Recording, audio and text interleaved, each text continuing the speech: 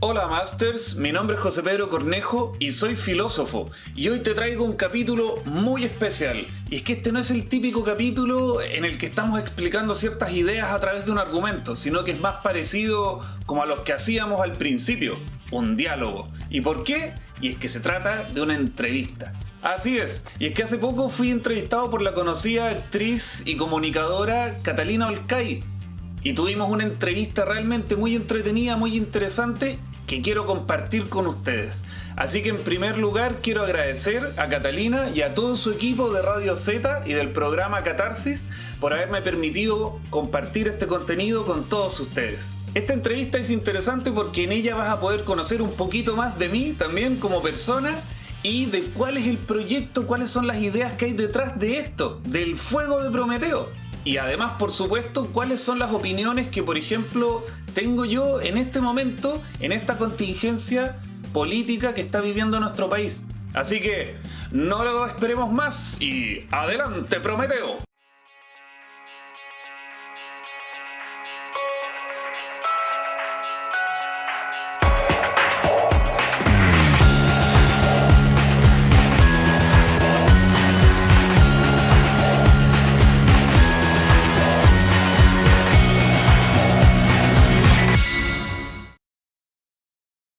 Comienza ahora con Catalina Olcay, en Catarsis, en la Z.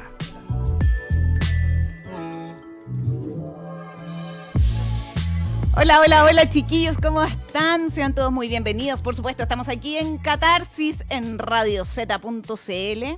Y les quiero contar que hoy día tengo un invitado de lujo. Me siento honrada de tener a este hombre conmigo, a mi lado. Él es un doctor de filosofía, así es, y está aquí porque queremos hablar de todo lo que está pasando. Yo debo decir que tuve la suerte que me llegó un video tuyo. Ajá. Y me encantó poder empezar como a ponerle un poco de cabeza y ver desde dónde puede venir todas las cosas que están pasando hoy día en nuestro país. Así que quiero darle un aplauso a José Pedro Cornejo. Gracias. Muchas gracias. Gracias por la invitación. Oye, encantada. Bueno, hablar un poquito, José Pedro, de que tú eres limachino. Así es. Y estudiaste filosofía en la Universidad de Valparaíso. Y te fuiste a hacer un doctorado a la Universidad de Friburgo en Alemania. Así es. Estuviste 4 años allá. 4 años y medio. Ya hablas alemán. Ya, natürlich. Qué bueno porque no te entendí, pero lo que haya sido me parece sí, bueno. obvio que sí. Oye, sí. Bueno, y volviste hace 7 meses. Así es, estás acá. A mitad de abril, sí. Así que ahí reencontrándome con los amigos, con la familia. ¡Qué rico! Sí, es todo un proceso, la verdad. Oye, la experiencia allá, ¿qué tal? Una súper buena experiencia. La verdad es que es también súper interesante de descubrir que nosotros no estamos así como típico que se pinta, que uno dice, pero es que nosotros somos chilenos nomás, mientras que los alemanes pueden hacer mucho más porque son alemanes, como si hubiera como una diferencia natural o esencial entre ellos y nosotros. Y al estar allá tú te das cuenta que no, que nada que ver, onda, y que nosotros somos perfectamente igual de capaces, que los alemanes no son ningún tipo de semidios que está totalmente distinguido de nosotros. Así que por ese lado, claro, uno va a investigar en filosofía y a desarrollarse profesionalmente, académicamente, pero la verdad es que la experiencia transgrede esos límites y tiene mucho más que ver como con esta experiencia del viaje. Hay mucho de autodescubrimiento, uno mismo aprende acerca de quién es uno, a qué límites tiene uno, qué posibilidades tiene uno, y eso es muy, muy interesante. Yo por mi parte, creo que eso fue incluso lo más importante. A mí me cambió como persona el tema. Y que puede sonar como un cliché, pero la verdad es que bueno, los clichés son clichés porque tienen una patita en la verdad, claro, de todas maneras. ¿Qué sentís tú que fue así como tan importante en ese sentido?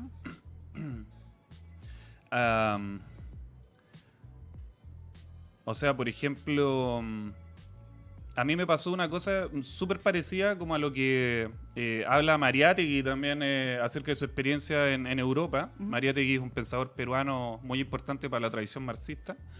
Pero él, por ejemplo, dice que él en Europa descubrió Latinoamérica. Y a mí me pasó algo muy similar. ¿En serio? Muy similar. O sea, cuando uno vive aquí, Chile es una isla desde el punto de vista geográfico. Estamos como muy aislados.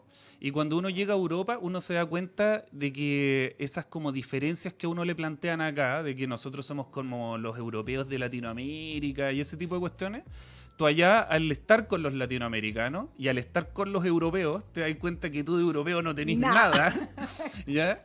Y que efectivamente con Latinoamérica tú construyes una unidad que es cultural y que es distinta a la europea. O sea, incluso yo, al volver de esta experiencia, incluso yo me he replanteado conceptos como Occidente. O sea, si Latinoamérica es realmente parte de Occidente.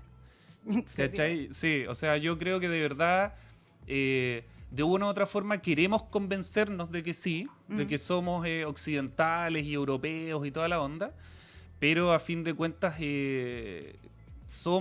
tenemos también una independencia cultural, hemos construido nuestra cultura, tenemos otra forma de ver el mundo. Distinta. Exacto, la forma de relacionarnos como seres humanos es distinta, las prioridades que tenemos a veces son distintas, y eso nos diferencia muchísimo, muchísimo. Oye, José Pedro, le quiero decir a todos nuestros auditores, por supuesto, que pueden hacernos comentarios o preguntas, lo que quieran, a través de nuestro hashtag Catarsis, que estamos... es bien increíble... espérate, antes que nada, que quiero hacer un paréntesis porque lo tenía súper presente. Dale. Te quiero decir... Feliz cumpleaños al aire. Agradecerte que hoy día estés acá con nosotros. José Pedro cumple 34 años y sí. Imagínate. 34 no más. No más.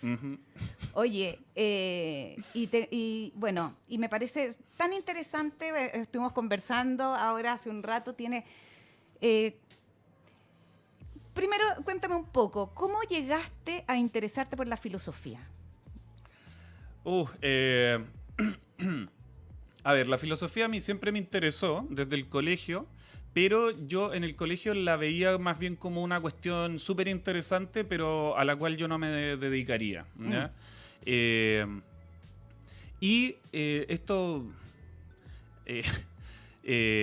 Yo finalmente terminé entrando en una universidad privada, un bachillerato en humanidades, donde hice un primer año en Derecho, ¿ya? Y llegué a odiar el Derecho, sí, pero de una forma intestina. O sea, por ejemplo, para mí era como inconcebible que alguien dijera que tenía un doctorado en Derecho y que al momento en que tú le preguntabas por qué de alguna norma, la respuesta era básicamente porque el código lo dice. O sea, y eso para mí era como una ofensa a cualquier tipo de racionalidad, ¿ya? Y entonces, justo ahí me tocó conocer a un profesor que enseñaba filosofía, pero la forma que tenía él de enseñarle, de explicar los textos y todo era muy, muy interesante porque era reflexionada, era como yendo como al por qué se dice esto y no sencillamente, es que Descartes lo dice, claro. Es que no sé quién lo dice y vamos repitiendo frases. Claro, más que en realidad encontrarle el sentido de por qué se hizo la norma o contra. Y entonces ahí yo, por ejemplo, yo decidí estudiar filosofía.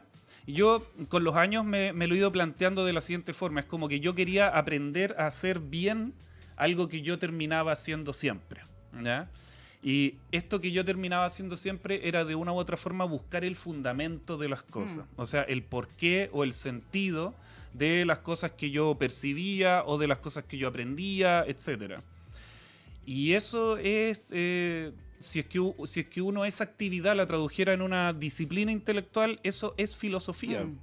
Y por eso yo me metí a hacer bien eso, a aprender cómo hacer bien eso, y aquí terminé. Oye, bueno, y justamente hablando de eso, ¿qué puedes decirnos hoy día un poco de lo que tú estás viendo que está pasando en Chile? Ajá. Ajá. Claro, es que lo que está pasando en Chile, me parece que es una expresión de un proceso bastante largo, ¿ya? Que tiene que ver con una cuestión de cambios en la hegemonía. O sea, la hegemonía tiene que ver con cómo hay ciertos conceptos, ciertas ideas que se instalan en el modo en que nosotros percibimos el mundo, ¿ya? Ujú. Lo que uno podría llamar concepción de mundo, ¿ya? Se forma a través de una serie de conceptos que nosotros consideramos que son como fundamentales para entender la realidad. O sea, por ejemplo, esto de que la educación es un bien de consumo y después se instala que la educación es un derecho, ¿ya? Ahí hay un cambio en conceptos, en cómo se entiende algo, que finalmente terminan haciendo que nosotros entendamos la realidad de otra forma, ¿cachai? Es como que nos cambiamos de lentes, ¿cachai? Y los lentes ya no son transparentes, sino que son rosados, y empieza a ver todo medio rosado. Claro. Básicamente es lo mismo, pero Te a nivel... cambian el cristal. Exacto. Entonces, al cambiar este prisma por el que vais viendo, las cosas también cambian de forma y tú entiendes esto con otra cercanía, con otro propósito, etcétera. Yo creo que este cambio en la hegemonía, además en Chile, no solamente tiene una cuestión conceptual, no solamente una lucha conceptual, no es solamente que un concepto vino a reemplazar otro, sino que hay un cambio demográfico importante en Chile. Es una generación que viene a reemplazar otra. Es una generación que tiene una concepción de mundo distinta a la generación que tenía las otras ideas. Y básicamente una va reemplazando a la otra por un cambio generacional, ¿cachai? Esto, si a alguien le interesa más o menos saber cómo esto funciona, lo puede ver en la estructura de las revoluciones científicas de Thomas Kuhn. Y eso él lo plantea en cómo, por ejemplo, cambia el paradigma en la ciencia, por ejemplo, cuando una teoría se impone sobre otra, ¿ya? Esta cuestión no es solamente algo así como que, uy, mira qué buen argumento el tuyo, ahora voy a empezar a pensar como tú, ¿no? Claro, ojalá. Porque tenéis que pensar que un científico que, no sé, proponía que, no sé, por ejemplo, que era newtoniano, ¿ya? Y de repente llega la teoría de la relatividad. No es así como, uy, qué buena, ahora voy a seguir como tú, si llevo 40 años trabajando en esto, claro, no voy a tirar toda mi carrera por la ventana. Al final las nuevas teorías terminan imponiéndose sobre otras porque las nuevas generaciones se convencen por esas nuevas teorías y esas nuevas generaciones reemplazan a las antiguas en la academia. Al final la nueva teoría se impone porque se impone una nueva generación de científicos que traen este paradigma, ¿cachai? Y yo creo que en Chile está pasando lo mismo, pero a nivel político. Hay una nueva generación que trae otras ideas y esta se está imponiendo sobre la antigua, no por una cuestión de convencer al otro, sino que porque hay nueva gente que va llegando y hay gente antigua que se va yendo. Y yo creo, y no sé qué veis tú, pero ponte tú, a mí me pasa que hoy día la juventud, ¿cachai? Viene como con libertades, ¿cachai? Como que son personas mucho más libres de lo que éramos nosotros. Yo me incluyo, ¿cachai? En el sentido de que no estábamos educados de una forma como de lo correcto, lo incorrecto. Yeah. Hoy día hay una cosa que los jóvenes, tengo esa sensación de que hay más libertad, por un lado. Y por otro lado, también siento que está empezando a haber más empatía. de todas maneras. Entonces, por eso siento que a mí me da la impresión que este movimiento empezó a ser tan fuerte también, porque empezamos a ponernos un poco en los zapatos del otro y empezar a querer que esto cambie para todos, ¿o no? Sí, o sea, yo creo que esto tiene directa relación con cómo se plantea que son los millennials, ¿ya? O sea, esta es la revolución millennial, ¿ya? Y ha venido siendo la revolución millennial desde hace mucho. O sea, ya los pingüinos son los millennials. Yo mismo soy millennial, nomás que soy de la parte más cercana a la generación... A la centennial. No, yo soy de los más viejos de los millennials. Onda, yo estoy más cerca de la generación X, porque son los no estoy ni ahí, ¿cachai? Ah, claro. De ahí venimos los millennials y después los centennials, que son más chicos, y después ya no sé cómo le van a poner a los que vienen después. Pero sí hay una cuestión que es importantísima, que es como tú bien dices, la empatía. O sea, hay una cuestión emocional que tiene que ver con solidarizar con el otro, con estar con el otro, con dejarse emocionar por ejemplo, el sufrimiento animal. Por ejemplo, esas cosas no estaban antes. ¿Cachai? Con lo que la ecología, lo que está Exacto. pasando, empezar a tomar conciencia. De todas maneras, o sea, por ejemplo, el tema con la ecología es muy importante porque la ecología, el ecologismo no solamente tiene que ver con que, me dan como pena los arbolitos, ¿cachai? Sino que tiene que ver con solidarizar con las generaciones futuras. Es Exacto. generalizar con los que todavía no están. O sea, no es solamente empatía con el que tengo al frente y que lo veo sufrir, sino que es con un ser humano que todavía no existe, que conceptualmente yo puedo tener a la vista, pero que jamás voy a poder hablar con él y aún así preocuparme de Claro, él. ¿Cachai? cuando uno habla de sus nietos, de sus bisnietos, de qué Exacto. mundo estamos dejando. Exacto, esa es la pregunta. Y a estas generaciones eso le importa mucho, ¿cachai? Mientras que a las generaciones antiguas, en general, por lo menos, había todo un tema como con el beneficio directo. Lo que me preocupa es el ahora, ¿cachai? Y eso en este momento no está... Yo, por ejemplo, veo que, o sea, entiendo que, por ejemplo, por ese mismo tipo de concepción de mundo que tienen las generaciones más jóvenes, y me incluyo en ellas muy patudamente,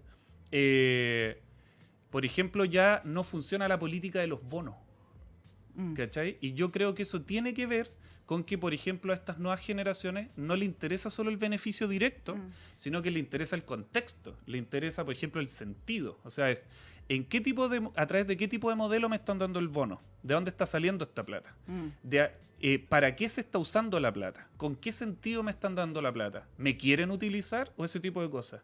Ese tipo de preguntas Va un antes no pensamiento estaban. mucho más profundo, no solo el beneficio que yo obtengo. Exacto, mientras que antes a las generaciones mayores, la de nuestros padres, les llegaba esa plata y era como, me llegó más plata, bacán, listo. Claro. Problema solucionado. Ahora es como, me van a dar más plata, ya, pero... Y viene todo un cuestionamiento acerca de la plata, a pesar de que sí, me va a beneficiar directamente. Pero el beneficio directo no basta para estas nuevas generaciones. Y eso a mí me parece interesantísimo, porque muestra una madurez política que nadie se esperaba. O sea, todos decían, que no están ni ahí porque están siempre metidos en el Instagram. Oye, que en el Instagram uno puede estar metido y estar aprendiendo un montón, depende de a quién estés siguiendo. Lógico. Y en este momento yo creo que salta a la vista que no estaban siguiendo puras tonteras, pues, Parece, sino que se estaban formando bastante bien. Sí. Bueno, además, con respecto al teléfono, hoy día ha pasado también esta cosa bastante interesante que tiene que ver con que estamos tan conectados de que estemos donde estemos, estamos grabando o estamos con un video en vivo o en un vivo en Instagram que estamos mostrando lo que está pasando. Por lo tanto, hoy día hay registro de todo lo que sucede. Entonces no es tan fácil, a pesar de que igual se manipula un poco la información. Exacto, ¿no? Pero hay una barrera comunicacional que también ha hecho imposible que, por ejemplo, la estrategia que yo describí en este video. Cuéntanos un poco, porque hay gente que no ha visto el video. Entonces, empieza a contarnos un poco de cómo es. Bueno, básicamente hay una estrategia clara que usan los gobiernos, sobre todo los de esta nueva era, que se llama la posverdad, ¿ya? La posverdad es un nuevo concepto que se ocupa como el concepto hipster para describir lo que es la propaganda, o sea, lo que generalmente fue la propaganda.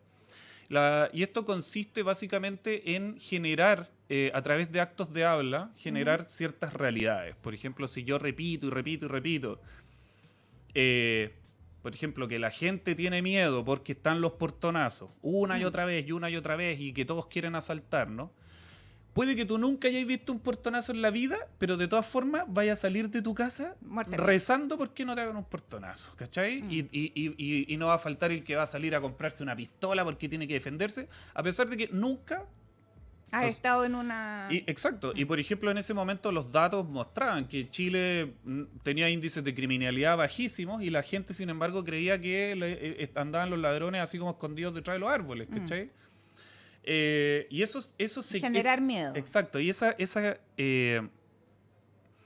esa sensación se crea a través de esta repetición constante de estos hechos, ¿ya? Que son actos de habla. Yo al repetir y al decir cosas, yo voy creando realidades, ¿ya? Y en base a eso yo puedo ir dividiendo conceptualmente, generando... Sí, ¿cuál es el objetivo de eso? Lo que busca este tipo de estrategia es generar una división en la propia población. Por un lado, hacer que la gente se sienta insegura y que busque defenderse, que sienta que es necesario o defenderse por sí misma o que la vengan a defender. Entonces, de esa forma, la institucionalidad puede justificar, por ejemplo, el aumentar, por ejemplo, las penas, que es el típico populismo legislativo, o sea, la ley anti, por ejemplo, no sé, ahora que querían proponer la ley anti-barricada, como si fuera a cambiar algo el que haya una ley anti-barricada, ¿me entendés?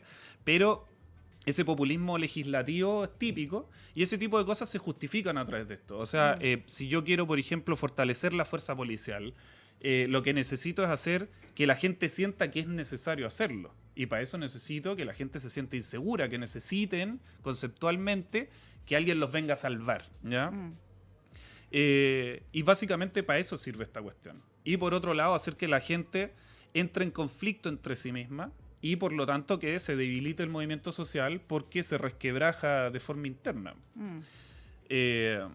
Eso básicamente claro, es la estrategia. ahora en este sentido tú hablas del que están las manifestaciones pacíficas, que en general son casi la gran mayoría es una manifestación pacífica, pero se pone el foco en la violencia, en la delincuencia, en los saqueos, para finalmente esta gente que adhiere, tratar de dividirla y que ya no adhiera, de cierta manera.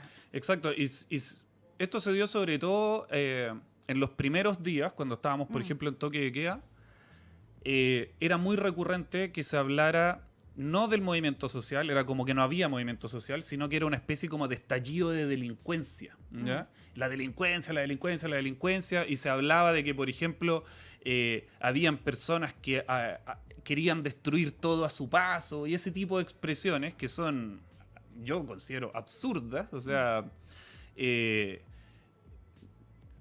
alguien que vaya como, me imagino como alguien que va caminando por la calle, así como tirando fuego y no sé, y golpeando a todo el que se le atraviesa por el camino. Yo creo que esas personas en verdad no existían en esta cuestión.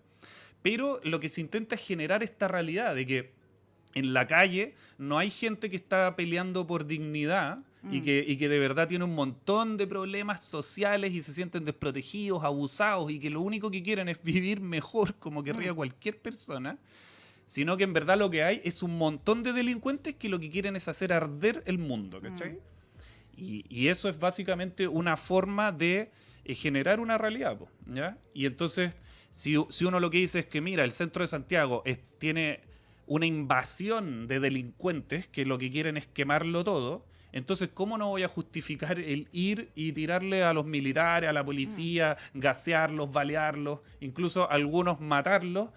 Y no, está totalmente justificado. Si son ellos o nosotros. Y ahí está el tema de la guerra y todo el tema. Y de los buenos y los malos. Como exacto. Porque ahí lo que se justifica es que lo que hay es una amenaza, ¿ya? Que es tan peligrosa que la única solución que nos queda es barrer con ellos. ¿Ya? No hay un diálogo político, no hay una cuestión política detrás, sino que es pura violencia. Y eso es una estrategia política, de todas maneras. Y para parar la violencia, ¿no sería mejor políticamente entregarles las soluciones que se están pidiendo? De todas maneras. O sea, me refiero porque hoy día... yo creo, bueno, voy a hablar a título personal, yo creo que la Asamblea Constituyente o ¿cómo le pusieron ahora? Convención la Convención Constituyente, yo creo que es un tremendo paso, pero es demasiado a largo plazo. Y hoy día realmente la gente necesita soluciones y esas soluciones no vienen, no son parte de lo que se va en esta...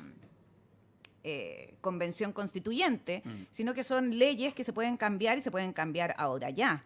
Entonces, como que como el seguir tratando como estos focos de violencia en vez de ir al grano, digamos, y empezar a entregar las soluciones concretas, me parece que sería como lo más lógico, ¿no? Sí, de todas maneras, o sea, y yo creo que ahí es donde, por ejemplo, se nota que en el gobierno hay una desconexión con lo que acabamos de hablar nosotros antes, ¿cachai?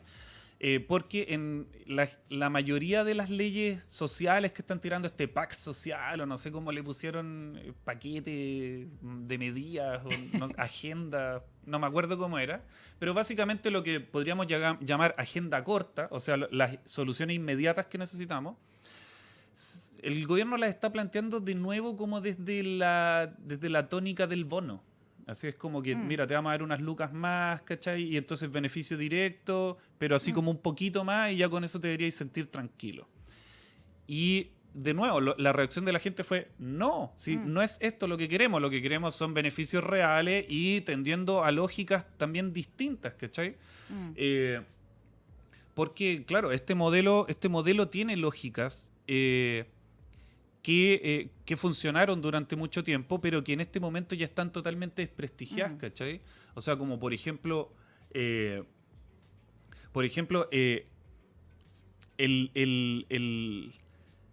auge, por ejemplo, que es una cosa así como que, oh, qué bueno el auge y la cuestión. Tanto el auge como, por ejemplo, la gratuidad, o, por ejemplo, también, bueno, las AFP y todo ese tipo de cuestiones. La AFP no tanto, pero sí, por ejemplo, la gratuidad y el auge funcionan con una lógica que es de beneficio privado con fondos públicos. ¿Cachai? Y en general funciona de esa forma. O sea, el Estado no puede llevar a cabo una actividad económica fuerte por el principio de subsidiariedad. Entonces lo que hace es empezar a hacer esta política del voucher, ¿ya? Entonces lo que hago es darle plata a la gente para que vaya y la gaste como estime conveniente en servicios privados, ¿ya? Entonces tú básicamente lo que tenés es un sistema que lo que hace es, un sistema privado que lo que hace es enriquecerse a través de las arcas fiscales. Es una fuga de capitales fiscales, ¿cachai? Y eso sí estaba dentro de la Constitución. Sí, Eso está... Entonces, expliquemos eso un poco, que a mí me pareció súper interesante. Las cosas que en general debieran tratarse de servicios públicos, aquí son privados. Sí, claro. Eso, por ejemplo, yo le puse un nombre. ¿Ya? Yo lo llamo la perversión ideológica neoliberal, ¿ya? Y básicamente se trata de... Espérate. Que nos vamos a ir con una canción. Dale. Y quiero pararte ahora porque me parece tan interesante y quiero que lo tomemos completo a la vuelta de la canción. Ya, bacán. ¿Qué canción te gustaría escuchar? Bueno, ya. Dale, démosle con Vamos. Vamos con The Story. ¿Sí? Brandy Carlile. Sí, no. Dale. Sí, y después vamos con una tuya. Ya. Dale. Muy bien, chicos, estamos por supuesto aquí en Catarsis, que han invitado, ya saben, a contactarse con nosotros a través de nuestro hashtag Catarsis. Estoy aquí, como ya saben, con este tremendo invitado, doctor en filosofía, José Pedro Cornejo.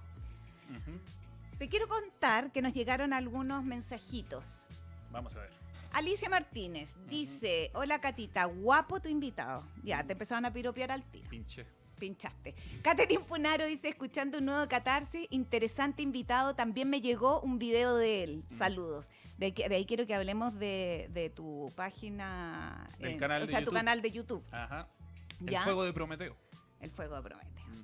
Entonces, después me pone Piratón, dice, hoy en la Mansión Z, José Pedro Cornejo, doctorado en filosofía. Tenemos a Piratón que dice, pero ojo, siempre se catalogó a los millennials que no saben hacer nada, que son torpes, que son flojos y que solo estaban pegados al celular. Son los que dijeron, basta ya. Hicieron el link para partir ahí un poco más chicos, diría yo, ¿no? Claro, la evasión masiva fue de la generación siguiente, claro. Sí. Eran centennials, si no me equivoco. Claro. Oye, Flavio Cardemil dice, tremendo invitado en Catarsis. ¿Seguirá sacando videos sobre la situación política en Chile, te pregunta? Buena pregunta. Flavio Cardemil es mi mejor amigo, uno de mis mejores amigos. Bueno. Y ayer en la noche, de hecho, conversábamos acerca de eso. La pregunta es sí, van a haber más videos sobre política, pero no solo sobre política. Oye, porque vamos a ir con lo que empezamos a hablar antes, pero te quería hacer una pregunta, porque tú tienes tu canal de YouTube Sí. y no empezaste hablando de política. No. ¿Cuáles son tus temas? A ver, mi canal de YouTube, El Fuego de Prometeo, es un canal de divulgación de filosofía. Ujú. Esa es la primera premisa. Que es un buen argumento y lo voy a hacer. Mira, con ahí cuatro está. fáciles puntos. Recuerda que en Claro, capítulos ese es el anteriores video del tutorial ya hemos Que se hablado de viralizó qué es un enunciado mucho. y qué es No es el mismo video que se ¿Ah, no? viralizó, es otro. un Claro. argumento. Si aún no lo has visto, pues, Ese es un tutorial de lógica. no dejes También que hago esas tutoriales de preguntas lógica. tu mente te Buena. agobien, Explico- porque las preguntas iluminan. Y yo te voy a mostrar que la filosofía no Ahí tiene está, por mira. qué ser Claro. algo pesado. Sí, Esa vale. es la. Claro que mientras, como lo voy escuchando, es como que estoy desdoblado. así. Bueno, la cuestión es que el canal lo que busca es básicamente poder llevar la filosofía a todas las personas, pero no de forma complicada. Mm. O sea, porque hay otros canales de filosofía, pero en general tienden mucho a ser como una especie de clase de filosofía online, ¿ya? Y mi idea es explicar cosas, pero un poco, claro, cuando se necesita hablar en términos técnicos y toda la idea, o sea, porque también voy pensando en gente que estudia filosofía y lo que sea, pero la idea es siempre poder bajarlo al lenguaje cotidiano, bajarlo a Para una... que todo el mundo pueda entenderlo y empiece a Exacto. relacionarse un poco con él. Exacto, para darle acceso a todo. Mm. O sea, por ejemplo, yo tengo también ahí mismo en el canal, yo voy explicando, por ejemplo, la filosofía de Heidegger, ¿ya? Que es, a mi entender, el filósofo más importante del siglo XX, y yo soy especialista en Heidegger. O sea, mi formación académica, mi tesis doctoral es en Heidegger. Heidegger es un pensador complicadísimo. Es horrorosamente difícil leerlo. Todas las traducciones son así como trabalenguas que uno va leyendo. Y si tú, por ejemplo, le pasas el texto en alemán a un alemán, te van a decir, das ist kein Deutsch. ¿Ya? Esta cuestión no es alemán. ¿Ya? Y el trabajo que yo me estoy dando es ir generando como un diccionario. Entonces, yo digo, hoy voy a explicar tal concepto. Y entonces la idea es explicar el concepto, pero Fácil. fácil. Ay, qué maravilla, de forma es que te juro que- cotidiana. Es un trabajo pesadísimo para mí, pero he tenido muy buen feedback. Mucha gente me dice, oye, no sé, hay cabros que me han dicho que le he salvado ramos, que el examen. Es que es heavy porque claro, porque de repente algo te lo pueden explicar en fácil o te lo pueden explicar en difícil. Claro. ¿Cachai? Y yo encuentro que la gracia para mí de un profesor, por ejemplo, es cuando te lo puede explicar y hacértelo fácil y entretenido. Exacto. Cosa que tú puedas entender de lo que estás hablando. Yo no saco nada con tener un profesor y mirarlo y decir, oh, qué inteligente es, pero no le entendí nada de lo que dijo. Exacto. Entonces, lograr hacer esa cercanía para que todos podamos entenderlo me parece maravilloso. Exacto. Y además, a mí me importa mucho, no solamente, hacer como trabajo con frases. O sea, esta cosa, hay mucha gente que se sabe las citas de memoria y que cuando tú vas y le preguntas, ya, pero ¿qué significa? No tiene Básicamente lo que hacen es repetírtela. A mí me interesa mucho saber de dónde salen esas citas. No solamente saberme Heidegger de memoria, sino que saber en qué contexto se escribe, con quién está dialogando, con quién está ¿Por discutiendo. qué piensa eso? ¿De Exacto. dónde sale su Exacto. base? Y ahí hay una cosa muy entretenida que se puede hacer. Y el otro propósito que tengo, esto yo me lo planteo, hay dos propósitos más que son, por decirlo así, como el trasfondo ideológico que podría tener esto. Por un lado es darle una mayor formación a la gente como ciudadanos, ¿cachai? Y no solamente por el lado de la política, sino que una formación general. O sea, poner la lógica, por ejemplo, a disposición de la gente, poner temas de la filosofía a disposición de la gente, explicado de una forma cercana. Y el segundo propósito es separar dos conceptos que yo creo que están unidos erróneamente en nuestra psiquis, que Ya. es que lo serio, cuando algo se trata seriamente, tiene que ser fome. Mm. Ya, y entonces yo lo que quiero es separar la seriedad de la pesadez, del aburrimiento, y poder tratar cosas seriamente, pero de forma entretenida. Y ese es un propósito que yo me he planteado yo mismo y que intento incluso en mis clases reproducirlo. Obviamente es muy difícil en muchos casos. O sea, cuando uno está explicando la ética kantiana, ser entretenido es bien difícil, pero de todas formas me lo propongo. Obvio. Y No, bueno. y se agradece eso Ujú. realmente. Y por ahí va el tema del canal, de eso se trata. Y por eso ¿Y trato tu canal de YouTube cómo uno puede verlo? Bueno, hay que ingresar a YouTube y buscar El Fuego de Prometeo, Ya. así es como se llama. Ahí Y están bueno, y mostrándolo, ahí ¿viste? tienen que suscribirse, apretar la campanita para que les lleguen todas las notificaciones y no se Perfecto. pierdan ninguna actualización. Y bueno, y ahí bienvenidos, pues también me pueden seguir Oye, en ¿tenéis mi hartos videos? ¿Te pasaste? veintitantos, no tanto, N. veintitantos. Está sí. bueno. Y ya vienen más.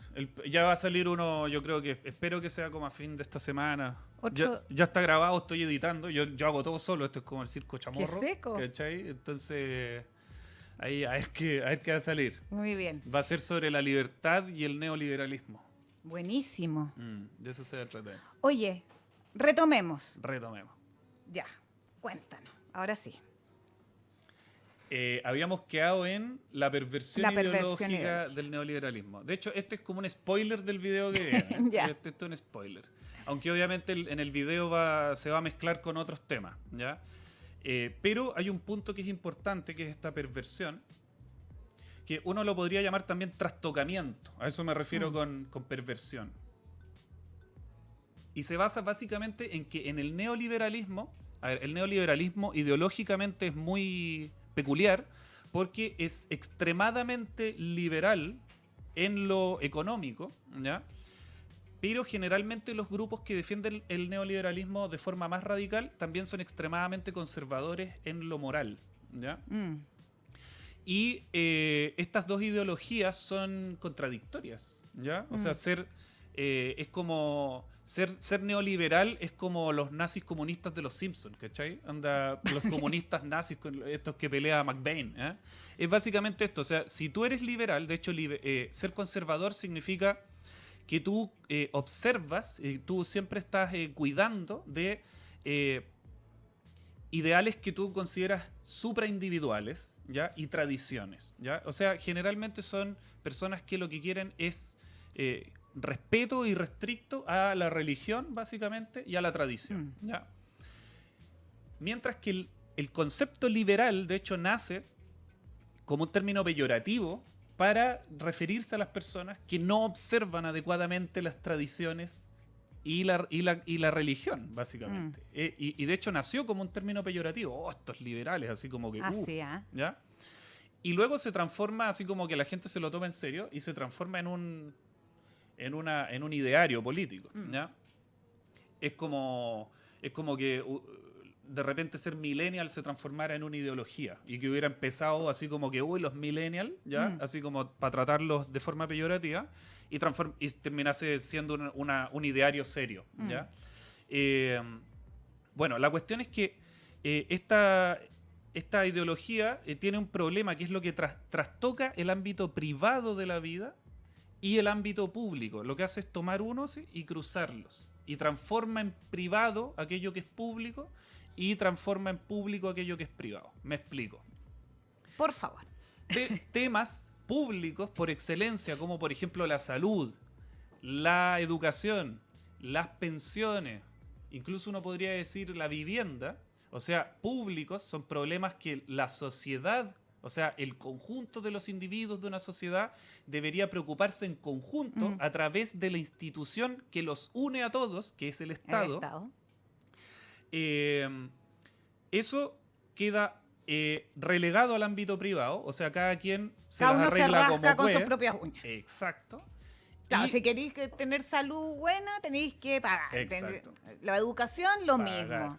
Si es que uno quiere Tu pensiones, pensiones exacto. depende de ti. Y hay que usar el APB y lo que sea. ¿Por Claro. qué? Porque está entregado al Al individuo. individuo y por lo tanto queda regido por las leyes del mercado, que en esta ideología es un mercado desregulado. Entonces tú estás ahí a merced, estás De solo lo que contra haga. el mundo. Y mientras que el ámbito Privado. el ámbito privado, exacto, el ámbito privado, que por ejemplo sería con quién tú te casas, cómo tú llevas a cabo tu sexualidad, si te cuidas o no te cuidas, si te educas sexualmente, si vas a ser mamá o no vas a ser mamá, etcétera, que son dilemas morales con los cuales tú como individua tienes que lidiar, ¿ya? Y que están, por lo tanto, son parte de tu autonomía moral, ¿ya?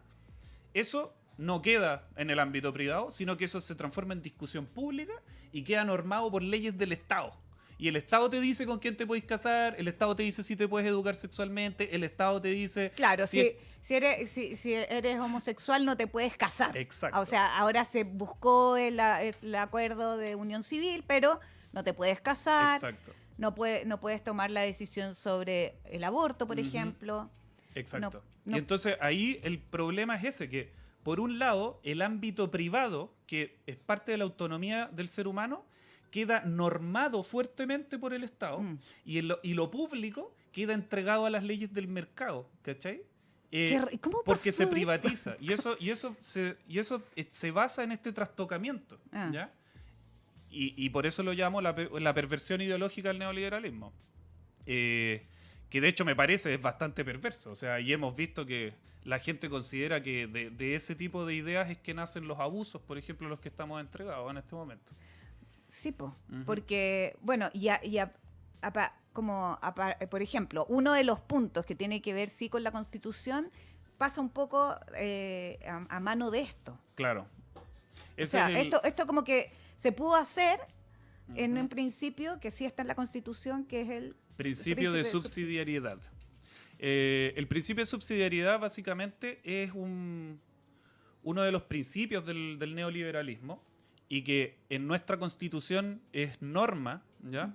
Lo cual es una anomalía a nivel mundial. O sea, que un modelo económico esté consagrado en la Constitución de un Estado es una cosa muy rara. Y ese principio básicamente lo que dice es que el Estado solamente puede llevar a cabo actividad económica si es que los privados no pueden, no quieren o actúen al margen del bien común, creo, o de la ley, una cosa así. Eso en términos positivos significa que el Estado solamente puede llevar a cabo actividad económica para suplir las necesidades de las personas allí donde el mercado falla. Es decir, cuando a los privados no les conviene dar un cierto servicio, ¿ya? Entonces ahí el Estado sí puede entrar. Pero si los privados pueden hacerse cargo, entonces el Estado está jodido. Entonces está ¿ya? todo privatizado. Exacto. Y eso obviamente es un gran problema. O sea, el hecho de que esté precarizada la salud, la educación y todo ese tipo de cosas depende directamente de eso. Y por eso también es que la gratuidad y el auge y todo eso son puras políticas de voucher. Porque, claro, el Estado lo que puede hacer es dar estas regalías, así como tipo bono, ¿ya? Pero no puede de repente decir, ya, yo voy a desarrollar tal cosa como una especie de actividad empresarial estatal. No, pues eso no puede hacerlo. ¿Ya? Y ahí es donde está el gran tema. O sea, y yo creo que favorablemente en la discusión que se va a dar, el principio de subsidiariedad ya pasó a mejor vida. O sea, yo creo que es imposible que esté en la nueva Constitución. Con los 2/3 y todo el tema a lo que se ha llegado, yo creo que de todas formas está... Y de hecho, a raíz de los propios 2/3 es que no va a poder estar. Claro. O sea, porque tendría que haber 2/3 de acuerdo para poder reincluirlo en el nuevo texto. Y eso no va a pasar. No va a pasar bajo ningún respecto. ¿Qué te parece a ti esto de la Convención Constituyente? A mí me parece que el acuerdo es un avance, es un claro avance. Creo que no es el punto final, pero creo que marca un hito político importantísimo. Sí. Creo que las cosas que faltan son, por ejemplo, bueno, esto ya se ha dicho bastante, inclusión de los pueblos originarios, la paridad de género me parece importantísima. O sea, después del despertar feminista, que yo lamentablemente solamente lo pude seguir así casi por YouTube, porque estaba en Alemania en esa época. ahí, por ejemplo, la paridad es importantísima. También es importante el sistema electoral con el que se va a elegir, porque el sistema proporcional que tenemos ahora favorece mucho las listas de partidos, ¿ya? Y entonces eso haría que los independientes como que quedaran al margen. Y en este momento, Son la voz justo lo que no- cantante son los es de independientes. los independientes. O sea, los independientes tienen sí o sí que estar, porque si no, se corre el riesgo de que de nuevo, frente a la opinión pública, esa institución pase a formar parte de la deslegitimidad, o sea, de las instituciones deslegitimadas, y se entienda como cocina y todo el tema. Y eso no puede pasar, o sea, la convención constituyente no puede ser entendida como cocina bajo ningún respecto. Y eso se soluciona incluyendo a la gente, es la única forma. O sea, ponte tú piensas que debiera ser 100% ciudadano o piensas que está ese 50 y 50? O sea, yo creo que deberían ser... no debería haber gente del Congreso. O sea, explicar ahora los conceptos. La convención mixta es gente del Congreso y gente electa para esas funciones. Esa opción es la que a mí no me gusta. No, a mí tampoco. Yo quiero que sea 100% gente electa para eso. Ahora, de esos que se van a elegir, me gustaría que hubiese un gran porcentaje de gente independiente. Que los partidos pueden estar ahí y tener sus representantes y toda la cosa, sí, ¿por qué no? ¿Ya? Pero la gente de la calle tiene que estar ahí. O sea, que haya, por ejemplo, no sé, los que organizaron cabildos, que estén ahí y que usen su representación de cabildo para usarlos de contacto con las bases y todo el tema, y que el cabildo tenga su representante en la asamblea y ese tipo de cosas. Eso encuentro que es fundamental que pase. Sí, O sea, yo también, pero ¿cómo se hace eso? ¿Cómo se elige a quienes van a ser? Uy, esa es una gran pregunta. Yo no tengo una respuesta para eso. Yo creo que de todas formas... Vas a tener que pensarle y después te voy a invitar a que me digas cómo se hace eso. Sí, claro. Ahora, yo no soy experto electoral ni nada por el estilo, pero creo que de todas formas hay que diseñar un modelo electoral que seguramente existe, seguramente hay cosas que se pueden copiar de otras partes, que no son Venezuela, ¿ah? Porque de hecho la tradición constitucionalista dada por las asambleas constituyentes y todo el tema no tiene nada que ver con el comunismo. Eso no, hay que decirlo inmediatamente. O sea, la asamblea constituyente es un proyecto liberal. De hecho, hay que decir que es un proyecto liberal. No tiene nada que ver con el comunismo y esas cosas que de nuevo se están implantando para que la gente se asuste. Eso no es verdad. No, y es importante que haya representación, pienso yo, de todas partes. O sea, Sí. como de todas las áreas, Claro. pero de la población en general, y que exista además y por eso yo me parece importante que sea gente más bien independiente. Obviamente puede haber gente de ciertos partidos y todo, pero que no tengan esa sensación de como de estar atrapados en el sentido de que tienen que defender algo, Claro. sino que realmente ponernos como, no sé, la mano en el corazón y realmente hacer leyes buenas para todos los chilenos. De todas maneras. A mí, por ejemplo, me parece que la composición de la Asamblea Constituyente debería ser un reflejo de la composición de la sociedad chilena. ¿Ya? Hay que buscar un sistema que impida que gente quede fuera y que efectivamente sean representados, pero que al mismo tiempo impida que ciertos grupos que son pequeños pero muy poderosos sean sobre representados, ¿ya? Porque eso también es un daño para la democracia. O sea, Exacto.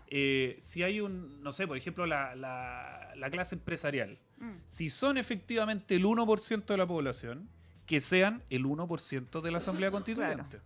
Porque los ciudadanos tenemos que contar cada uno un voto, nada más, en la Asamblea Constituyente. No puede ser que el 1% de la población tenga el 20% de la Asamblea Claro. Constituyente. Eso Eso es lo que no puede pasar. eso es lo que no puede pasar.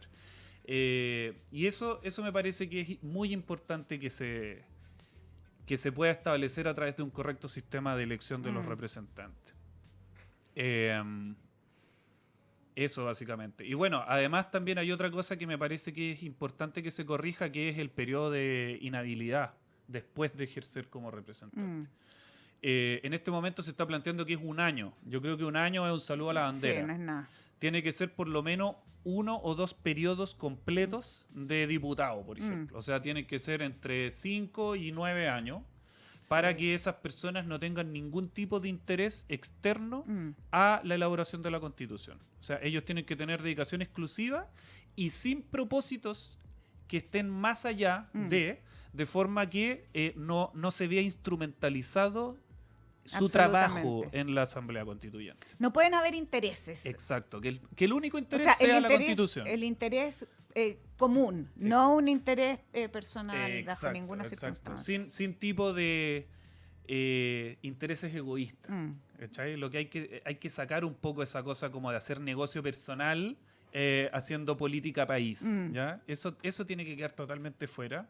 Y una de las formas de asegurar eso es que no puedas hacer carrera política a raíz de tu trabajo en la Asamblea Constituyente. ¿Ya? La Asamblea Constituyente tiene que ser un fin en sí mismo. Y eso hay que cuidar que sea así. Y una herramienta es esta inhabilitación. La Convención Constituyente. Claro. Exacto, Convención Constituyente. No la mixta, no mixta. Sí. Oye, José Pedro... la campaña ya. Claro, empezamos. Se nos fue el tiempo. Ah. Estoy encantada de que hayas venido. Te agradezco mucho. Me parece muy interesante. Voy a meterme ahí al fuego de Prometeo a ver tus videos que además me parece súper interesante también para que los niños, o sea, no sé, los adolescentes, que ya empiecen a interesarse también en lo que es la filosofía, el pensar, el entender, el ir un poco más allá, y que si les das esto de forma entretenida me parece maravilloso. Así que ahí están invitados para que puedan verlo también en su canal de YouTube, El Fuego de Prometeo. Así es, todos quedan muy, muy invitados, muy cordialmente invitados. Y yo también quiero agradecerte mucho tu invitación. Fue realmente muy agradable estar acá. Ay, guau, Así gracias. que muchas gracias. Gracias y feliz cumpleaños de nuevo, que ahora se va a ir a la celebración. Ajá. Sí. Así que, bueno, chicos, muchas gracias por habernos visto. Nos vemos el próximo lunes. Tenemos otro invitado muy interesante. Besitos. Gracias. Y bueno, espero que les haya gustado a todos esta entrevista, que se hayan entretenido, que hayan aprendido, que hayan ahí puesto a pensar la mente para poder entender las distintas cosas que están pasando y también, ¿por qué no?, conocerme a mí y saber qué es lo que hay acá. En fin, espero que les haya gustado. Si es que ustedes son nuevos en el canal y quieren integrarse, no se les olvide suscribirse aquí. Vean este canal para que vayan conociendo mejor este proyecto de divulgación. Gracias por verme y adiós. Y por supuesto no puedo dejar de agradecer una vez más a Catalina y a todos sus compañeros en la Radio Z.